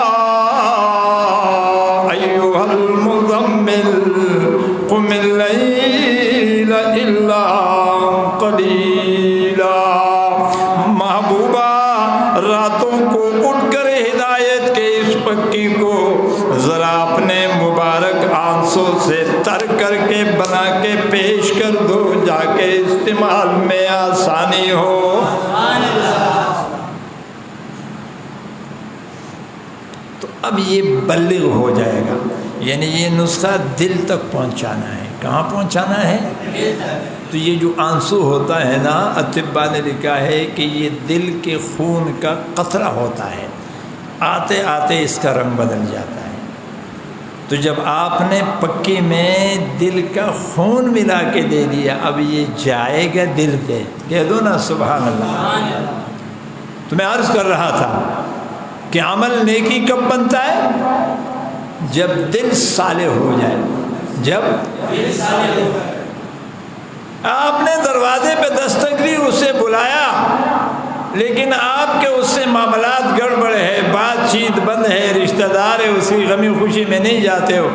آج زبردستی گش پہ کسی نے نکالا ہے دروازے، اس کی جیسے آپ پہ نظر پڑی اس کے دل میں سیاہی آ گئی، پیار آ گیا۔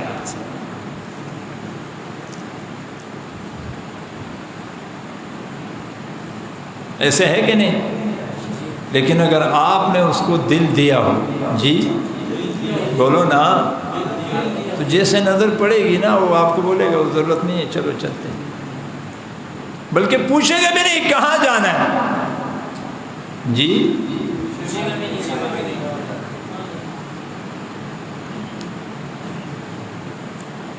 رات کا ٹائم ہے،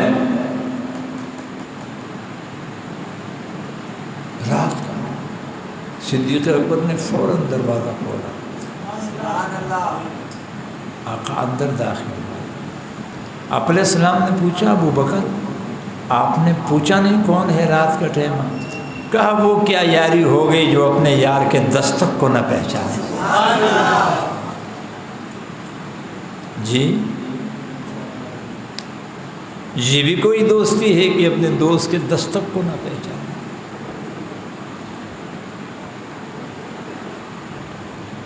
تو کہا چلے، پہلے سے تیار تھے۔ تو کہا صدیق آپ نے پوچھا نہیں کہ کہاں؟ جی بولو نا، بولو بولو بولو، مزہ نہیں آئے ٹکٹ واپس۔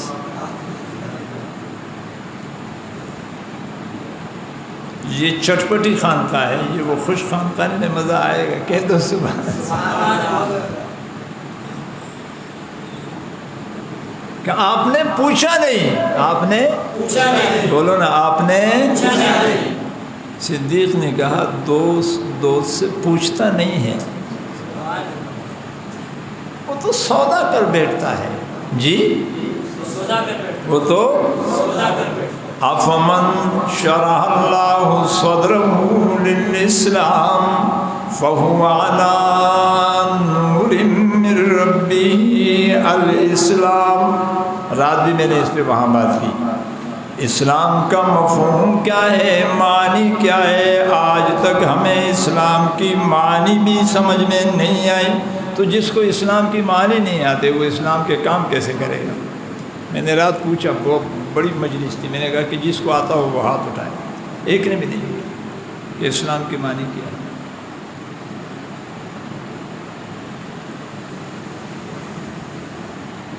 اسلام کی معنی ہے پورا پورا دینا۔ جی بولو، پورا پورا دینا۔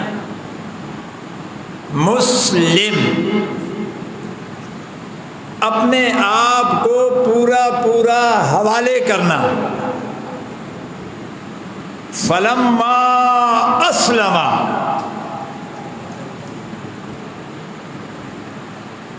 اسلم تسلم کیسے سمجھاؤں؟ ہو رہا ہے نا، مقابلہ ہو رہا ہے، آ گیا سامنے، اسلم تسلم۔ اس نے آپ کو پورا پورا اپنے آپ کو، بولو نا، اسلام کا مفہوم اور معنی ہے خود کو پورا پورا اللہ کے حوالے۔ تو اسلام حوالہ کرنے کے مفہوم میں آتا ہے، اور یہ جو ہم کہتے ہیں میری عقل اور تیری عقل اور اس کی عقل اور میری عقل میں نہیں آتے، اور تیری عقل کیا ہے اور میری عقل، اگر میں آپ سے پوچھوں عقل کی معنی کیا ہے تو یہ بھی کسی کو نہیں آتی۔ اتنے جھگڑے عقل پہ ہو رہے ہیں، لیکن پوچھو عقل کی معنی کیا ہے تو کوئی پنکے کی طرف اشارہ کرے گا، تو کوئی بورڈ کی طرف۔ عقل کی معنی ہے روکنے والا۔ جی بولو، عقل روکتی ہے، اسلام دیتی ہے، ضدین ہے دونوں، کہہ دو سبحان اللہ۔ اسلام کہتا ہے دو، عقل کہتا ہے روکو۔ اسلام کہتا ہے جاؤ، عقل کہتا ہے رک جاؤ۔ اسلام نے کہا چھلانگ لگاؤ، عقل نے کہا ابراہیم سوچو، آگ میں بھی کوئی چھلانگ لگاتا ہے۔ اسلام نے کہا چھری پھیرو، عقل نے کہا بیٹے کو بھی کوئی ذبح کرتا۔ اسلام نے کہا انی اسکنت من ذریتی بواد غیر ذی زرع، شیرخوار بچے اور جوان بیوی کو شٹیل میدان میں چھوڑو۔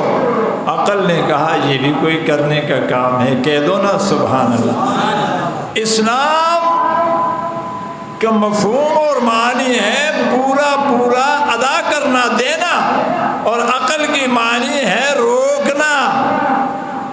جی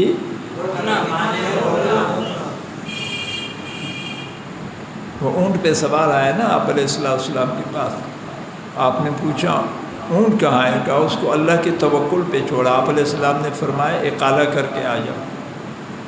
یہ اقالہ وہی عقل ہے، کہہ دو نا سبحان اللہ۔ اس کو اقالہ کہتے ہیں، باندھنے کو، روکنے کو۔ جی اب سمجھ گئے بات؟ آپ کی جستجو بہت تھی، میں نے آپ کے لیے جملہ کہا۔ عقل روکنے کے معنی میں یہاں سے آتا ہے کہ جب آپ اونٹ کے پاؤں کو ایک کالا کرو گے، باندھو گے تو اونٹ رک جائے گا، اونٹ بھاگ نہیں سکے گا۔ اسلام دوڑ لگائے گا اور عقل رک جائے گا۔ تو بس یا تو عقل کو دوڑانا ہے، اسلام کو بریک لگانا ہے، یا اسلام کو دوڑانا ہے، عقل کو بریک لگانا ہے، دونوں ضدین ہیں۔ کہہ دو سبحان اللہ۔ تو رات بھی میں نے ایک مثال دی، یہاں آپ کو بھی تو سمجھ جاؤ۔ ایک آدمی جوتوں کی دکان پہ گیا اور دکاندار سے جوتے شوکیس میں پڑے ہوئے تھے، اسے پسند آئے، کتنے کے؟ کہا 500 کے۔ کہا یہ مجھے دے دو۔ اس نے 500 روپے دے دیے۔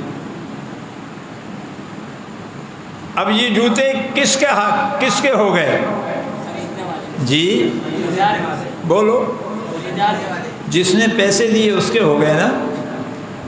تو اس نے دکاندار کو کہا کہ جوتے دے دو۔ اس نے کہا یار اس سے تو مجھے بڑا پیار ہے، یہ تو میں اسلام آباد سے لایا ہوں، بڑی خوبصورت جوتے ہیں، شوکیس میں اچھے لگتے ہیں، میں نہیں دے سکتا۔ پیسے لے لیے، قیمت بولو، قیمت لیکن جوتے نہیں دے رہے۔ یہ ایماندار دکاندار ہے نا جی؟ زور سے بولو، ایماندار نہیں ہے تو کیا ہے؟ ہاں تو بولو، ڈرتے کیوں؟ کوئی پولیس تو نہیں کھڑی باہر؟ یہ ایماندار دکاندار نہیں ہے نا، اسی کی اس نے قیمت اور جوتے، تو یہ کیسے دکاندار ہوا؟ بولو نا، بے ایمان، زور سے بولو، یہ کیسے دکاندار ہوا؟ بے ایمان دکاندار ہوا نا۔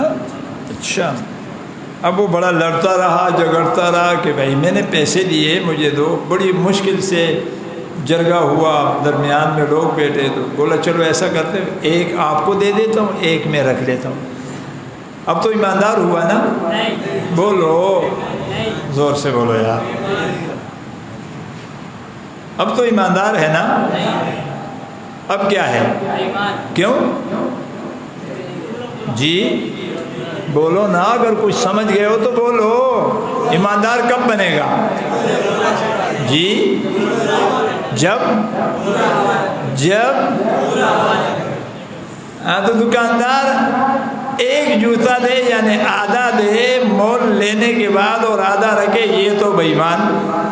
لیکن ہم آدھے تو اللہ کے ہو مسجد میں، گھر میں اللہ کے نہ ہو، تو ہم ایماندار ہیں نا۔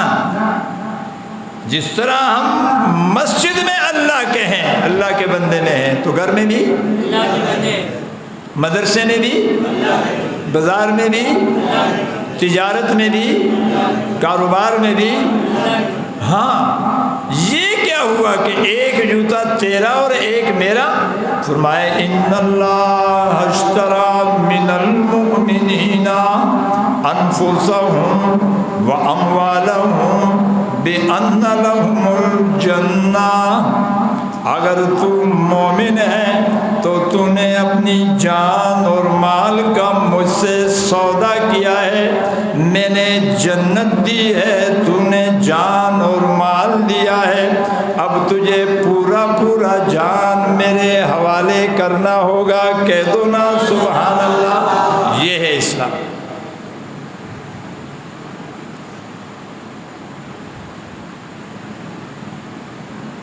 یعنی میری مرضی کہیں بھی نہیں چلے گی۔ ہم نماز پڑھتے نا تو ایک رکعت میں رکوع 3 ہوتے ہیں نا؟ کتنے؟ آپ کتنے کرتے ہیں؟ ایک۔ یہ کب سے؟ پہلی رکعت میں۔ دوسرے میں تو 3 کرتے ہیں نا؟ اچھا، اس میں بھی ایک؟ انا للہ، ہر رکعت میں تم بھی ایک کرتے ہو؟ پڑھے لکھے ہو؟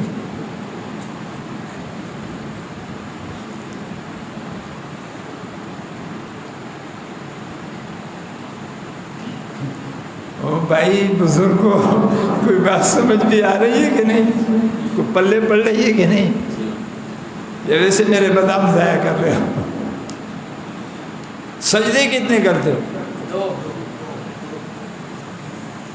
تو یہ جو رکوع سے ہم اٹھ جاتے ہیں دوبارہ رکوع کے لیے، پھر ہماری کمر سیدھی ہو جاتی ہے، دوبارہ ہم کیوں نہیں کر سکتے؟ اگر 2 کیے جائے تو کیا ہے جی؟ یعنی ہماری مرضی نہیں چلے گی، بولو نا، ہماری مرضی نہیں چلے گی۔ اچھا اگر سجدہ ہم 1 کر لیں تو بولو، اور اگر پہلی رکعت میں 3 اور آخر میں 1 پھر برابر کر لے تو، یعنی قدرت تو ہے ہمیں، اگر ہم پہلی میں 3 بعد والے میں 1 کریں تو کر سکتے ہیں نا، بولو نا یار، کر سکتے ہیں نا، لیکن نہیں کرتے، کیوں جی؟ بولو، ہماری مرضی گھر میں چلے گی، لیکن وہاں تو میرا اللہ کے ساتھ کیا اور اللہ کا مجھ سے میرے ساتھ کیا، میں تو اللہ کا بندہ ہوں لیکن نماز نہیں، یہاں اس کی چلے گی وہاں میری چلے گی، یعنی 1 جوتا دوں گا 1 نہیں دوں گا، جنت کا تو میں سودا کر چکا، جنت میں نے لے لیا ہے لیکن جوتے دونوں کو دینے کو تیار نہیں۔ تو اگر دکاندار 1 جوتا دے 1 نہ دے تو یہ بے ایمان دکاندار ہے، بولو نا، اور ہم اگر اللہ کو یہاں اللہ کے ہو یہ زندگی تو اللہ کو دے وہ نہ دے تو ہم ایماندار، ہم بھی تو بے ایمان مسلمان ہوئے نا،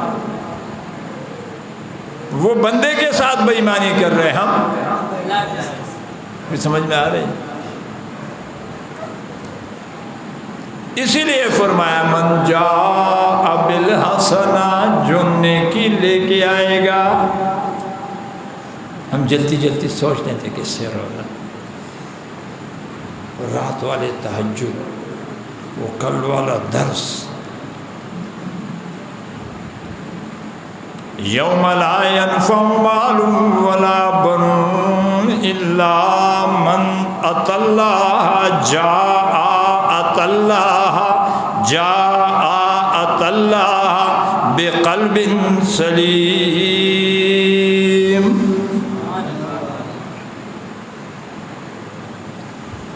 وہاں میرا سوال و جواب، حساب و کتاب تمہاری دنیا والی زبانوں سے نہیں ہوگا۔ الیوم نختم، جی الیوم نختم علی افواہہم، ان کو تو میں سیلوں گا۔ لا ينفع مال ولا بنون الا من اتى الله بقلب سلیم۔ میں تو دل کو دیکھوں گا جس کا دل صالح، اس کا عمل صالح۔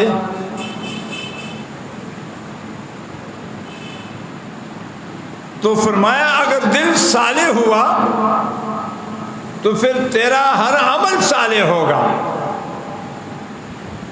کہ تو گالی نہیں دے گا۔ میں اکثر کہا کرتا ہوں نماز میں ہم سلام کا جواب نہیں دیتے، دے نہیں سکتے یا دیتے نہیں ہیں، بولو جی، بولو نا،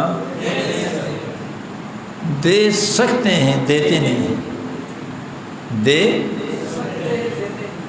ایک آدمی نا وہ کچرے پہ کڑے ہوئے نماز پڑھ رہا تھا، کوئی مولوی صاحب گزر رہا تھا، کہا یار یہ کچرا ہے، کچرے پہ کڑے ہوئے تو نماز نہیں ہوتی ہے۔ اس نے کہا میں تو 20 سال سے پڑھ رہا ہوں، ہوتی ہے وہ اس کو تو ہم نے بھی اس کو نیکی سمجھیا، یہ نہیں نیکی بھائی۔ نماز کے لیے جگہ کا صاف ہونا، بولو نا زور سے، نماز کے لیے بولو نا، نماز کے لیے بولو نماز کے لیے مجھے مزہ آئے گا تو بتاؤں گا، نہیں تو کیوں بتاؤں۔ نماز کے لیے اور کسی بھی عمل کے لیے دل کا صاف ہونا، جگہ صاف ہوگی تو نماز ہوگا، دل صاف ہوگی تو نماز نیکی بنے گی۔ جی جگہ صاف ہوگی تو نماز ہوگی، دل صاف ہوگا تو نماز نیکی بنے گا۔ من جاء بالحسنہ، تو وہ ایک نیکی اتنی وزنی ہوگی کہ فرمایا ایک کھجور کو میں پالتے پالتے پالتے بہت پہاڑ کے برابر کر دوں گا۔ جب یہ میرا بندہ میرے پاس آئے گا تو میں اسے اس ایک نیکی کے بدلے اتنا جنت کا مستحق ہو جائے گا۔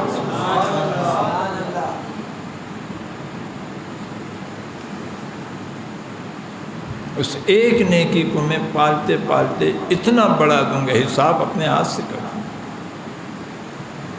تو وہ ایک نیکی اس کے جنت کے داخلے اور جہنم سے روکنے کے لیے کافی ہو جائے گی۔ لیکن من شرط من جاء بالعمل نہیں، من جاء بالحسنہ۔ میں نے رات بھی کہا، میں نے کہا جس طرح اس زمانے میں قرآن مظلوم ہے، اس طرح اس زمانے میں یہ بیچارہ بھی مظلوم ہے کہ نہیں؟ صبح ہم گھر سے نکلتے جوتے پالش کر لیتے ہیں، چہرہ صاف کر لیتے ہیں، بالوں میں کنگھی کر لیتے ہیں، تیل لگاتے ہیں، آنکھوں میں سرما لگا دیتے ہیں، گاڑی پر بھی کپڑا مار لیتے ہیں، اس صحن میں بھی جھاڑو لگ جاتی ہے، ساری صفائی ستھرائی ہو جاتی ہے، اور جس کو صاف کرنا ہے وہ اب بھی میلا ہے۔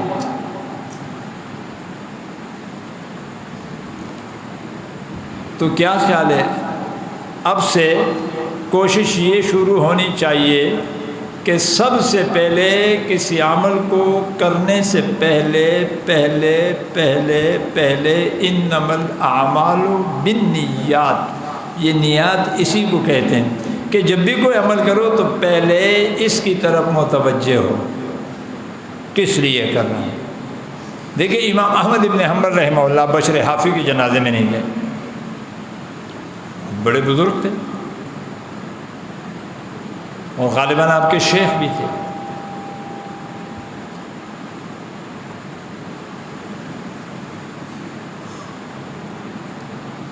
ہاں مجھے لگ رہا ہے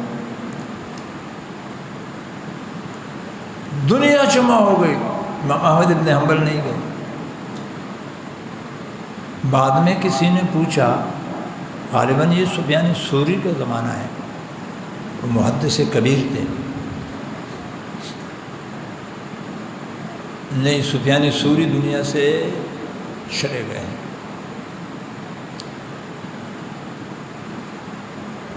کسی نے پوچھا کہ آپ بشر حافی کے جنازے میں نہیں تھے؟ اس نے کہا ہاں۔ کہا کیوں؟ کہا جب جانے لگا تو فوراً خیال ہوا اگر نہیں گیا، جی اگر نہیں گیا، بولو، اگر نہیں گیا، لوگ کہیں گے احمد نہیں آیا، میں نہیں گیا۔ لوگ کہیں گے احمد نہیں آیا، بولو نا، نہیں آیا، بن رہی نہیں رہا تھا تو میں نہیں گیا۔ لوگ کہیں گے نا احمد نہیں آیا، تو حسنہ تو نہیں ہوگا۔ یہ خیال ہوتا کہ وہ کہے گا نہیں گیا تو میں چلا جاتا، لیکن بار بار یہی وسوسہ آ رہا تھا احمد جانا چاہیے، نہیں گئے تو لوگ کہیں گے۔ اب اس جنازے میں شریک ہونے کے بعد یہ خوشی کہ من جاء بالحسنۃ گڑ عزت آ سکے۔ اللہ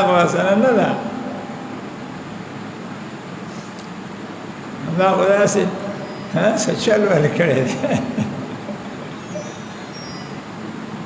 تو امام بخاری رحمہ اللہ ابتدا میں یہ حدیث اس لیے لائے ہیں، اور یہی وجہ ہے۔ آخری بات، اگر ویرانے میں کئی دور دراز علاقے میں، جیسے پرانے زمانے میں ہمارا یہ 9 نمبر اور اتحاد ٹون کا علاقہ تھا، کوئی آدمی اگر پلاٹ لیتا اور 7-6 مہینے میں اس کے حال احوال پوچھنے کے لیے نہیں جاتا تو کوئی قبضہ کر لیتا، پھر چھڑانا مشکل ہو جاتا۔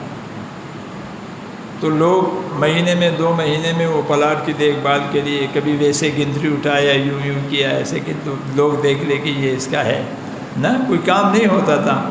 ویسے کبھی پانی کا وہ کیا کہ بس لوگ دیکھ لے کہ یہ اس کا ہے، تاکہ کوئی قبضہ نہ کرے۔ تو اگر اس طرح کے علاقے میں جو انجانا ہو، نیا دور دراز کا علاقہ ہو، نظروں سے اوجھل ہو، وہاں کوئی پلاٹ ہو اور آپ دیکھ بھال کے لیے نہ جائے تو 2 کام ہو گئے، یا تو کوئی قبضہ کرے گا، بولے، یا تو کوئی قبضہ کرے گا، اور یا اس میں کانٹا دار جاڑیاں، بوٹیاں اور اس طرح زہریلی حشرات الارض پیدا ہو جائیں گے۔ قبضہ کیا تو ان سے چھڑانا مشکل ہوگا، اگر یہ کانٹا دار جاڑیاں اور حشرات الارض زہریلی جانور پیدا ہو گئے پھر بھی مصیبت ہوگا۔ اور اگر ہم روزانہ اس کا جھاڑو پوچھا کرے، اس میں بلب جلائے، اس کی دیکھ بھال کرے، تو نہ جاڑیاں بوٹیاں ہوگی، نہ حشرات الارض ہوگا، نہ کوئی قبضہ کرے گا۔ تو یہ جو ہمارے دل کا پلاٹ ہے نا، یہ ہماری نظروں سے اوجھل ہے، بہت دور ہے۔ جو چیز دور ہوتا ہے وہ اوجھل ہوتا ہے، یہ اندر ہے بیچارہ مظلوم، تو ہم اس سے بالکل بے خبر ہے۔ تو یا تو اسے شیطان قبضہ کر لے گا، یا اس میں کینہ، بغض، حسد جیسی کاٹدار جاڑیاں اور حشرات الارض پیدا ہو جائیں گی، پھر صاف کرنا مشکل ہو جائے گا۔ اور اگر ہم روزانہ اس میں ذکر اللہ کی شمع جلاتے رہیں اور شیخ کی توجہ کی شعاعیں لیتے رہیں اور اللہ سے مانگنے اور رونے دھونے کے آنسو کا اس پر چھڑکاؤ کرتے رہے، تو یہ تر و تازہ رہے گا، صاف ستھرا رہے گا، تو نہ شیطان قبضہ کرے گا، نہ حشرات الارض پیدا ہوں گے۔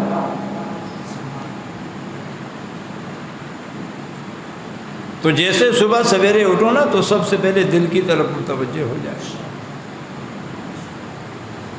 اور سب سے پہلے اس کی دھلائی میں لگ جائے کہ اب میں یہ جو نماز پڑھوں گا یہ اس لیے پڑھوں گا کہ میرے اللہ مجھ سے راضی ہو جائے، میری اللہ کی چاہت ہے کہ میرا بندہ میرے سامنے سجدہ ریز ہو، اللہ میں تیری محبت میں سجدہ کرنے لگا۔ دعا مانگو تو اپنی حاجت کو سامنے نہ رکھو، اللہ کیا بتاؤں آپ کو۔ حضرت نانوتوی رحمہ اللہ قاسم العلوم والخیرات ہر رات کو اٹھ کے رونا دھونا رونا دھونا رونا دھونا رونا۔ ایک رات کو اللہ کی زیارت نصیب ہوئی، اللہ کا دیدار نصیب ہوئی۔ جی بولو جی، اللہ پاک نے فرمایا او بوڑھے کیا چاہیے، بولو میں اللہ ہوں۔ اچھا اب اللہ ہے، کچھ بھی نہیں چاہیے، کہاں مانگ، ایسے موقع کبھی کبھی ہے۔ تو پھر ہر رات یہ رونا دھونا کیوں؟ کہ اللہ تجھے پتہ ہے مجھ سے کہلوانا چاہتے ہیں، میں اس لیے رات کو اٹھتا ہوں، مانگتا ہوں، روتا ہوں کہ تو خوش ہوتا ہے بس۔ جی بولو نا، مجھے کوئی چاہیے؟ میرے خیال میں ہمارے تو 2 رکعت بھی ایسے نہیں ہوں گے جو بغیر کسی رشوت کے ہوں۔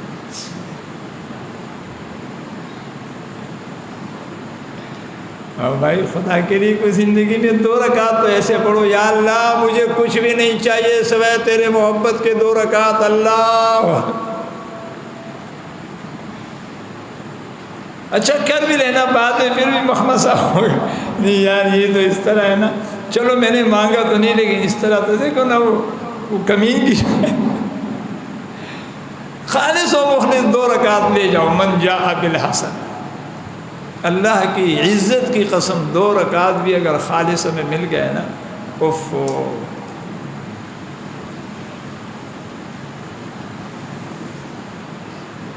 تو آج کے بعد سب سے پہلا دھیان اپنے دل کی طرف، جب ہم بیوی سے مخاطب ہوں گے تو پہلے دل کی طرف، کہ دل کا دھیان اللہ سے ہو، کسی سے مخاطب ہو تو دل کا دھیان اللہ کی طرف، کسی نے غصہ کیا تو اپنا دھیان دل کی طرف، کسی نے گالی دی تو دھیان دل کی طرف، بس معاف کیا اللہ کے لیے، غصہ پیا اللہ کے لیے، درگزر کیا اللہ کے لیے، پیار سے بولا اللہ کے لیے، محبت کیا اللہ کے لیے، کھلایا اللہ کے لیے، پلایا اللہ کے لیے، لا نريد منكم جزاء ولا شکورا انما نطعمكم لوجه اللہ۔ تو یہ ہوگی دل کی صلاح۔ اب جب دل صالح ہوگا تو یہ اپنا کام شروع کر دے گا۔ یہ گھڑی کی صلاح یہ ہے کہ یہ اپنا ٹائم دے، اگر یہ ٹائم نہ دے تو یہ صالح نہیں ہے۔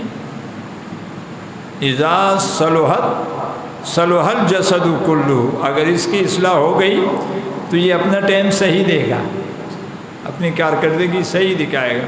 وہ اذا فسدت، لیکن اگر اس میں فساد آیا، اگر اس میں فساد ہے، بولو نا، فساد ہے، اگر اس میں تو اس کا نتیجہ یہ ہوگا کہ ہوں گے 8 لیکن اس کے ماتھے پہ 2 بجے ہوں گے۔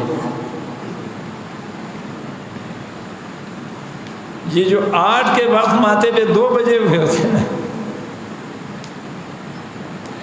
یہ مثال اچھا ہے نا، بولے سخن گئی کہنا کہیں۔ یہ جو عین 8 کے وقت ماتھے پہ 2 بجے ہوئے ہوتے ہیں نا، یہ دل کے فساد کا نتیجہ ہوتا ہے۔ اور دل صالح ہو جائے نا، اللہ کی قسم اس میں بھی رعنائی والے 8 بجے ہوں گے۔ 8 بجے خوشی کا موسم ہوتا ہے، جی بولو، خوشی کا موسم، اور یہ 2 بجے تھوڑے سے پریشان ہیں۔